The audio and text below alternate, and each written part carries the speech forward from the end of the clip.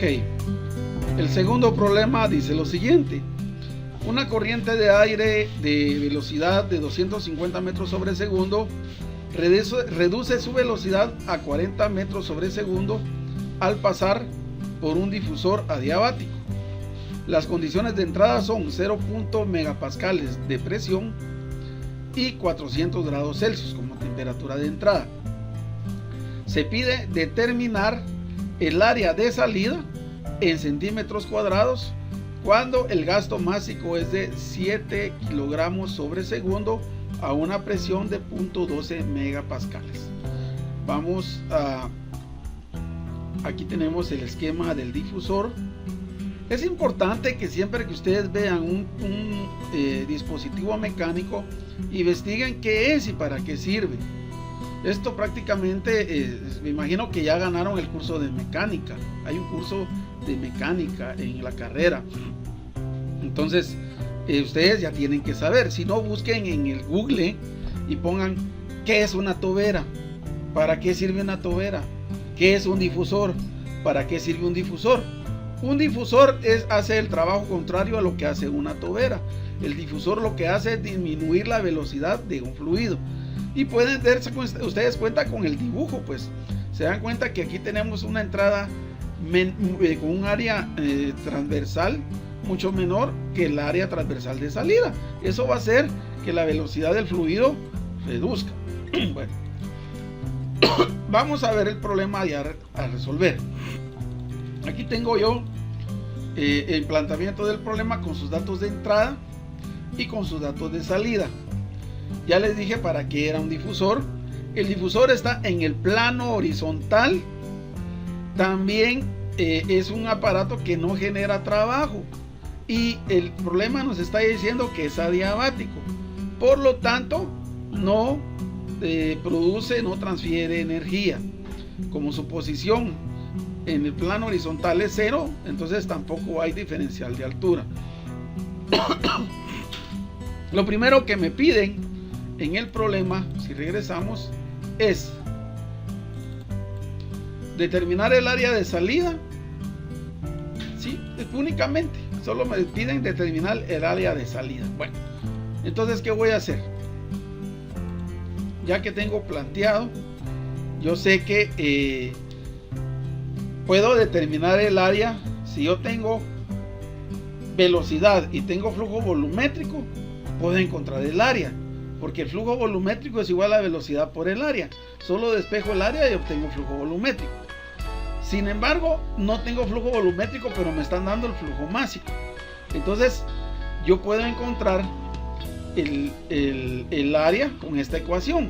El flujo másico va a ser igual a la velocidad de salida por el área de salida, ¿verdad? Y para convertirlo y necesito integrar la densidad, ¿verdad? ¿Para qué quiero esa densidad? Para poder tener prácticamente flujo másico, ¿verdad? Si quisiera yo aquí flujo volumétrico, solo multiplico velocidad por área y voy a tener metro cúbico sobre segundo. Al meter la densidad yo tengo kilogramos sobre segundo. Bueno, entonces tengo planteada mi ecuación, pero también tengo que saber yo que para un gas ideal, recuérdense que estamos viendo aire, entonces yo necesito saber cuál es la ecuación de densidad para un gas ideal, y resulta que la densidad de un gas ideal es igual a la presión por su masa molar partido la constante de los gases ideales por su temperatura. Aquí tiene su descripción cada uno. Bueno, ¿y de dónde salió esta información? Bueno, creo que vamos a tener que regresar a Química 2. Entonces, si ustedes se recuerdan, en Química 2, si nosotros miramos la ecuación de los gases ideales, que dice que la presión por el volumen es igual al número de moles por la constante por la temperatura, ¿sí? Y si yo determino el número de moles a qué es igual, si yo agarro este valor, lo voy a encontrar dividiendo la masa dentro de la masa molar. Aquí voy a tener yo kilogramos y aquí voy a tener kilogramos mol. Ustedes se recuerdan, ¿sí? Esta M es la masa molar o el peso molecular, pues, que nosotros encontramos en la tabla periódica de los elementos, ¿verdad? Por ejemplo, ¿cuál es el peso molecular del oxígeno? Les aseguro que ahorita empiezan a batallar y no se acuerdan, ¿verdad? El peso molecular del oxígeno es 15.999, que son gramos mol, ¿verdad? Y entonces lo podemos convertir a kilogramos mol, ¿sí? Entonces pueden ser también libras mol. Entonces, si nosotros tenemos aquí kilogramos y abajo tenemos kilogramos mol, nos van a quedar, eliminamos los kilogramos y nos quedan solo los moles. Bueno, el valor de R ya saben ustedes que lo podemos encontrar en cualquier tabla, y la temperatura que va a estar integrada siempre en grados Kelvin, ¿sí? Recuérdense que aquí no es un diferencial de temperatura, sino que es una temperatura absoluta. Bueno, si yo despejo la masa molar, o en todo caso el peso molecular, ¿sí?, y lo paso para numerador y el volumen lo paso como denominador, aquí obtengo masa sobre volumen. Y masa sobre volumen, ¿qué es? Densidad, ¿verdad?, multiplicado por la constante R por la temperatura. Despejo entonces yo masa sobre volumen y me va a quedar presión por la masa molar, peso molecular, dividido la constante R dentro de T. Y esto me queda entonces igual a densidad, que es igual a la presión por masa molecular dividido la constante R por T. Y esto es esta ecuación que encontré aquí. Entonces la desarrollé para que, pues, chica, ¿y detrás de dónde salió, verdad? Los que copiaron el problema en el libro solo me pusieron esto. Y bueno, y por simple inspección yo tendría que saber de dónde viene, ¿verdad? Pero y a veces hasta lo copian mal. Bueno, ya está explicado eso. Entonces ya sabemos aquí, ¿verdad? P, presión del gas, volumen del gas, en este caso número de moles, masa molar del gas, temperatura del gas. Muy bien. Entonces aquí está nuevamente el valor de N, que es moles es igual a masa sobre masa molar. Eso ya no lo explico. Aquí ya después de una noche trabajando se me cruzó un poquito la escritura, pero es legible. Entonces ahora sustituyendo la ecuación del gasto o flujo másico, si ustedes se dan cuenta, ¿verdad? El flujo másico era igual a la velocidad por el área por la densidad. Este que está aquí, miren, velocidad por área por densidad, pero la densidad, ¿a qué es igual? A toda esta expresión, que incluye la presión por la masa molar dividido con la constante R por T. Entonces, sustituyo todo ese valor de la densidad por eso, miren, y me queda que ahora yo puedo despejar el área, ¿sí? Al despejar el área me queda la ecuación: flujo másico por constante R por temperatura dividido la velocidad de salida por la presión de salida por la masa molar. ¿Qué datos tengo? Tengo el flujo másico, me lo da el problema, son 7 kilogramos por segundo, ¿sí? La velocidad de salida me la dan, ¿sí? La velocidad de salida me la dan, son 40 metros sobre segundo. La presión de salida, sí, son 0.12 megapascales. La masa molecular, ¿dónde encuentro la masa molecular? ¿De quién? Del aire.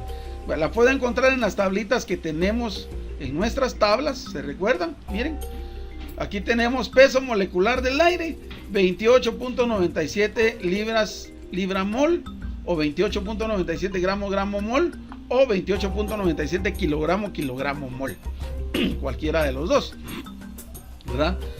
También puedo buscar, no me puedo afianzar solo a estas tablas, yo necesito que ustedes sean investigadores y busquen más, ¿verdad? ¿Qué puedo hacer? Chica, busco otras tablas, y en este caso encontré otras tablas yo en internet, es de un libro, ¿verdad?, de termodinámica, y si ustedes se dan cuenta en la tabla B1 tengo masa molar, constante de gas y calores específicos. Esta está más completa, miren. Aquí tengo diferentes sustancias: aire, amoníaco, cloro y un montón de sustancias, ¿verdad? Que son fluidos, gases más que todo. Entonces aquí puedo encontrar para el aire la masa molar, y aquí está, miren, 28.97 kilogramos mol, que es lo que tengo aquí también, ¿verdad? 28.97. Muy bien.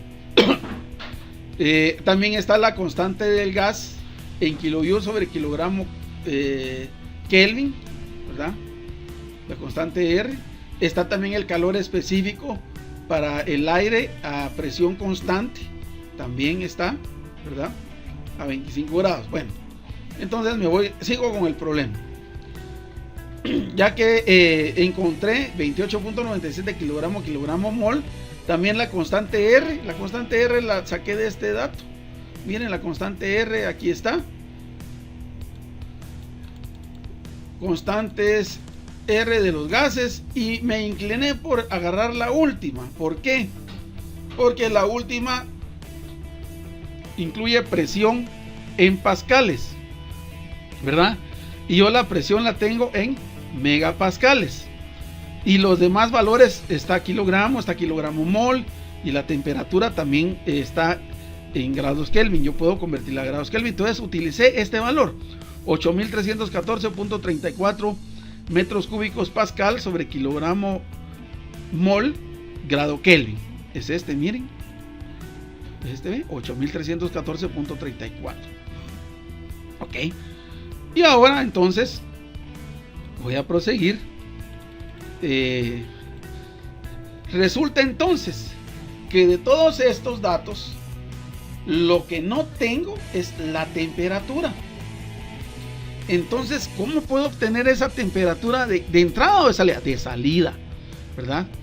Voy a tener que recurrir a mi balance, y ahí ya entra la primera ley de la termodinámica. Mi balance energético, ¿verdad? Calor menos trabajo. Aquí le puedo poner dividido el conversor si ustedes quieren, ¿va?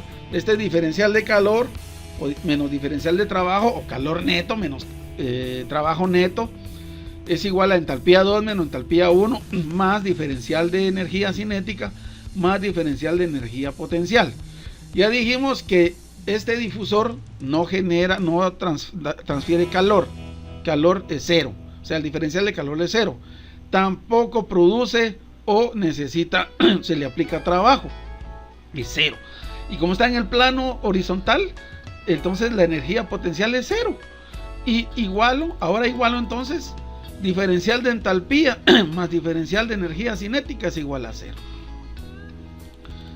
Voy a ordenar o a despejar el diferencial de la entalpía, ¿verdad? Miren, aquí esto, entalpía 2 menos entalpía 1, la paso al otro lado, va a pasar con signos cambiados. El signo de la entalpía 1 pasa positivo y el signo de entalpía 2 pasa negativo. Y la diferencial de la energía cinética se queda igual, ¿sí? Ahora vengo y veo esta ecuación, se las proporcioné en el problema, ¿se recuerdan? De un gas. Esto lo vimos anteriormente en la clase. Creo que fue uno de los problemas que les dejé que resolvieran, y que se los compartí también. Se los compartí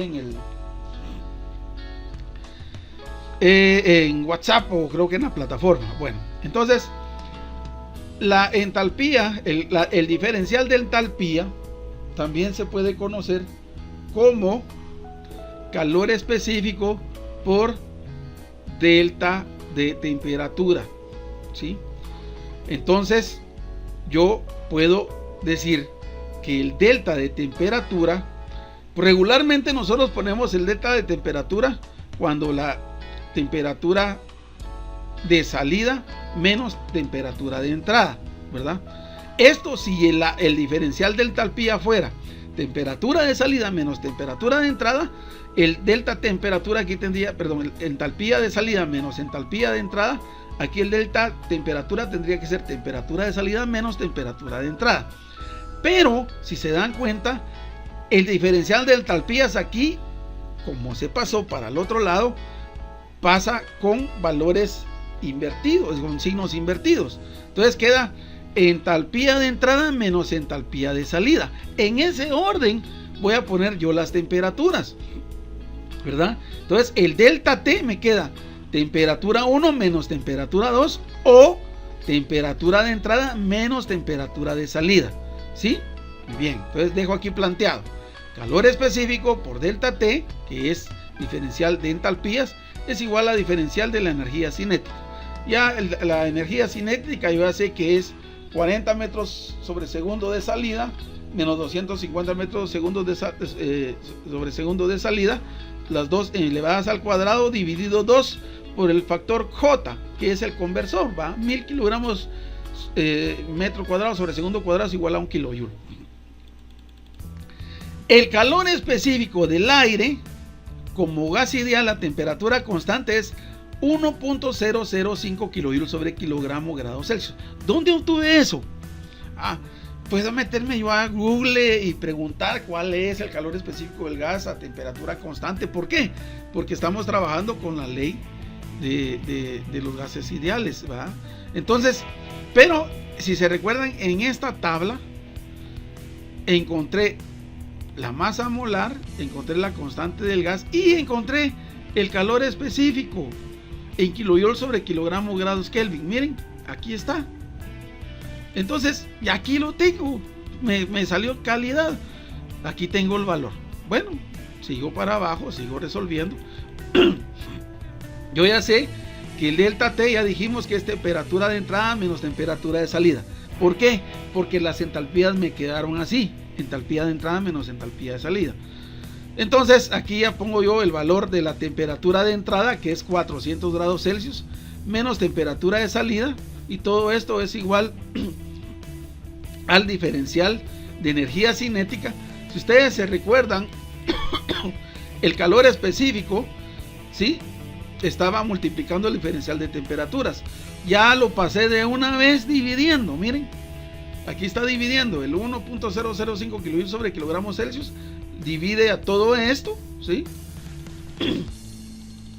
Y ahora despejo la temperatura. Este 400 grados Celsius, cierro en corchetes toda la expresión y lo paso para el otro lado con signo cambiado, ¿verdad? La energía cinética con su conversor dividido el calor específico del aire menos la temperatura de entrada, y me queda entonces menos temperatura de salida es igual a toda esta expresión. Al meter en la calculadora el diferencial de energía cinética dividido el calor específico, ¿verdad?, me va a dar un valor de menos 30.29 grados Celsius, menos 400. Entonces resulta que yo tengo aquí menos 430.29 grados Celsius. Y ese signo negativo. Lo que pasa que en el despeje resulta que temperatura de salida queda negativo y este queda negativo. Entonces simplemente se le cambian signo a los dos, los vuelvo positivos, ¿verdad? Si les cambio de lugar, pasan con signo cambiado, este para este lado y el otro para el otro lado con signo cambiado. Entonces resulta que la temperatura de salida no puede quedar negativa, ¿verdad? Serían bajo 0 grados Celsius. Un gas, chica, imagínense. Entonces temperatura de salida es igual a 430.29 grados Celsius. Yo podría venir ahorita y meter todos mis datos y meto la temperatura aquí. Y alguien me va a decir, sí, ingeniero, pero recuérdese que el valor de la constante de los gases tiene la temperatura en el denominador y es un diferencial de temperatura. Sí, pero aquí nosotros no obtuvimos un diferencial de temperatura. El diferencial de temperatura es esto, ¿verdad? Yo al final despejé la temperatura de salida y la temperatura de salida es absoluta. Entonces tengo que meterle un valor absoluto. Entonces no puedo decir que en este caso 430.29 grados Celsius es igual a 430.29 grados Kelvin. No, aquí sí los tengo que convertir. ¿Y cómo los voy a convertir? 430.29 más 273.15 me da 703.44. Miren aquí un error, un gran error de muchos, ¿verdad? Muchos llegaron a este valor, a 430 punto algo, o copiaron directamente del problema, que no recuerdo cuál era el valor del problema, y de aquí saltan y meten la temperatura en grados Kelvin. Ni siquiera hicieron esto, ¿verdad? Esta expresión de convertir los grados Celsius a grados Kelvin, y lo metieron. A otros ni siquiera, hasta sumaron mal, ¿verdad? Copiaron mal, sumaron mal, y desde ahí se les vino abajo el problema. Entonces 703.44 grados Kelvin era la temperatura que me faltaba. Entonces ahora sí ya puedo encontrar el área de salida. El área de salida va a ser igual a el flujo másico. Recuérdense que el flujo másico de entrada y el de salida es el mismo, por la constante R, por la temperatura de salida. Aquí solo estoy convirtiendo megapascales a pascales, ¿verdad? Recuérdense que un megapascal es igual a 1.000.000 de pascales, dividido la velocidad de salida por la presión de salida por la masa molar. La masa molar o peso molecular del gas, ¿verdad? Ustedes se dan cuenta, aquí todos los valores se eliminan, va, kilogramos se elimina con kilogramo, kilogramo con kilogramo, megapascal con megapascal, aquí se van pascales, aquí se va mol, se va con mol, metro se va con metro, y tenemos más adelante tenemos temperatura, se va con temperatura, y al final me queda un metro cuadrado, ¿verdad? Y el resultado es 0.294 metros cuadrados. Lo convierto a centímetros cuadrados y obtengo 2.940 centímetros cuadrados. El problema que copiaron de internet daba 2.941. Nunca los resultados van a ser iguales, porque nosotros podemos obtener de tablas o de aplicaciones muchos valores termodinámicos. Entonces, por favor, mucho cuidado con eso. Y esa sería la respuesta para el problema número